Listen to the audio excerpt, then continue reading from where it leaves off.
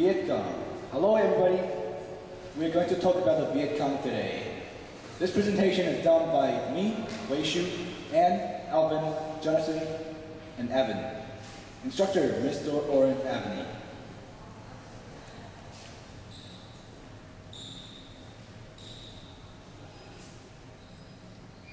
In our presentation, we'll talk about intro, background, how they were formed, tactics, advantages, and conclusion. I am now going to talk about the intro. The Vietcong was formed by Vietnamese communists during the Vietnam War. They were guerrilla fighters in southern Vietnam that operated a variety of different operations against the US Army and the ARVNs, which is the regular army of southern Vietnam. They did not have advantage in equipment nor in number, while their familiarity with the local area and the climate made them tough enemies for the United States to fight against. Now Anne is going to tell you about the background of VC.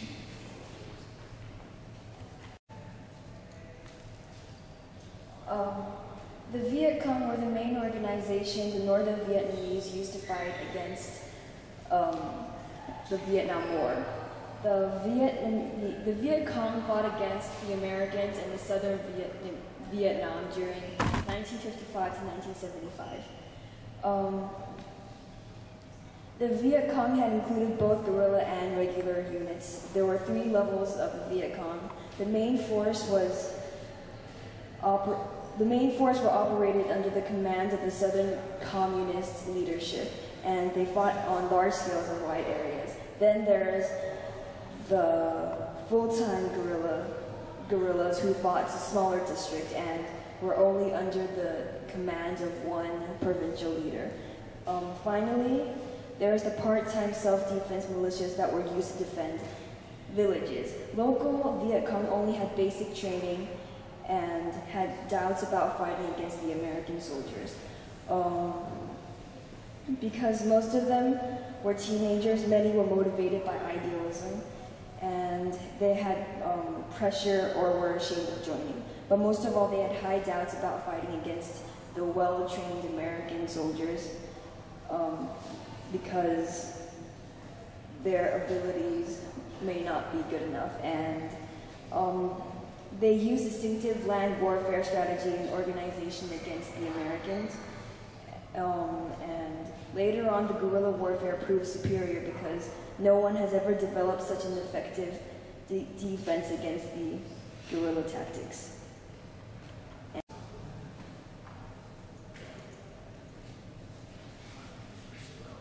At the dawn of the Vietnam War, the National Liberty Front, also known as the Vietcongs, agreed together as an organized organization in December 20th, 1960 at Thai Lap Village in Tay Nham.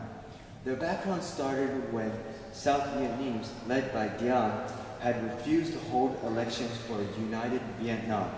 Northern Vietnamese communists established the National Liberty Front in 1960 to encourage the participation of non-communists in insurgents. However, at first they lacked overall leadership and organization, which led them dramatically to increasing the violence between government and the Vietcongs. Nguyen Hu, though, had no choice to agree to the supply of guerrilla units with his aid and his equipments. China leader Mao had also encouraged many soldiers to join the fights of different Vietcongs and to form together as one giant, powerful group, also known as the National Liberty Front. Okay, moving on. We have the Vietcong tactics, and now I will introduce you to the tactics that basically led to the victory of the Vietcong.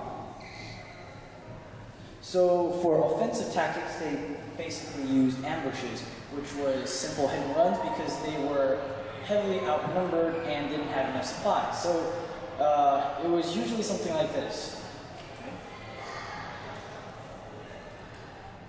Okay, you see big U.S. military convoy coming down the line. Vietcongs, they come in, block the convoy in the middle, attack the front units where the heavy guns are, disable it, and then capture everything in the back. And that's pretty much what they did, and it was a pretty surefire way of assuring victory because no one really developed a tactic that could counter this type of warfare method. And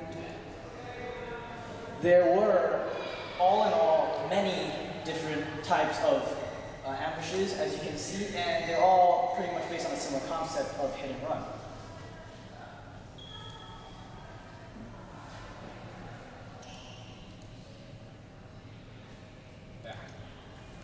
Okay, and here we have the Sapper Units, which was a specialized trained units which were basically used for the big games. Which basically that's a very organized sort of like special ops, except they were in Vietnam. And what they did was basically they were used to infiltrate American bases and blow up important stuff in the US bases. Okay. Now, on the defensive side, they had many, their main defensive weapon was their location, which was pretty smart.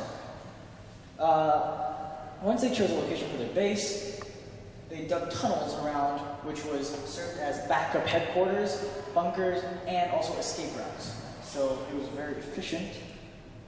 They set up traps near their camps. So there was traps all around, and usually it would be mines, or usually it's mines. And their location was also special too, because they usually located their bases next to hamlets and villages, so that was like sure like insurance that the U.S. wouldn't bomb that area. Also, their location was very unique because they usually located their base next to local hamlets and villages. And that was an act of insurance against airstrikes from the U.S. military force, which they're very infamous for. Okay, thanks John for your tactics. Now I'll be talking about the Vietcong advantages they had against the American army that helped them win the war. As John said, their first advantage was their location. So they were near villages, so the Americans, they couldn't call in soldiers or artillery to shoot into the bases, because then they would harm the villagers, which would be exactly opposite of what they were doing in the war. And their next advantage was their mobility, because as John said, they use guerrilla tactics, and so they're lightly armed, and they just run in, run out, hit and run, and they can take out large vehicles or weaponry in a short amount of time. And one big advantage they had was their motivation. They were fighting for independence from a foreign occupation, so that it really made them hot-blooded to fight. And finally, it was their camouflage that also helped them, because they were locals, so they could just blend into a village, just run into a village and hide there, and the Americans wouldn't find them and wouldn't know they were the Vietcongs. And these were their advantages that led to them winning the war.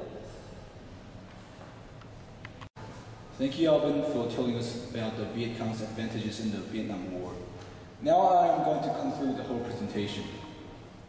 Although looked down by the U.S. Army, the Vietcong proved to be a tough nut to crack for the U.S. Army. By using their advantages to the full extent, and using a variety of hit-and-run tactics, ambushes, and well-planned strategies of offensive and defensive plans, they outsmarted the American army and did a lot of damages to American bases.